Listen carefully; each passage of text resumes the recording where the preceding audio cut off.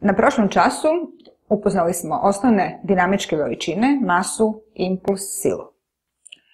Sila, podsjetit ćemo se, osim što može da promeni stanje mirovanja ili ravnomernog pravolinijskog kretanja ili da menja brzinu, može da vrši i deformaciju, znači da menja oblik, odnosno dimenzije tela. Nekada je to vidljivo, a nekada ne. Danas ćemo da prođemo kroz neke osnovne osobine sila koje ćete susretati u svojim zadacima. Svakako veoma prisutna je sila zemljine teže ili sila teže, koji je uzrok pri slobodnom padanju da se telo kreće vertikalno naniže.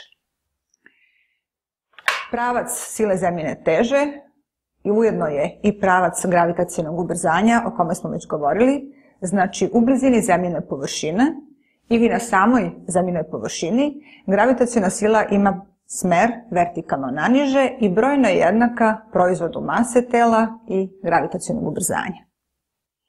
Kada je na podlozi, telo zbog delovanja sile zemljine teže pritiska podlogu. Ako je telo zakačeno na kraj konca, zbog sile zemljine teže isteže, zateže konac. A ukoliko se nalazi na kraju opruge, isteže oprugu. O toj sili ćemo znatno više govoriti kada budemo u oblasti gravitacije, a sada o jednoj drugoj sili, sili normalne reakcije podloge ili sili reakcije podloge. Rekla sam malo pre da svako telo koje se nalazi na podlozi zbog sile zemljine teže koja deluje na telo pritiska podlogu.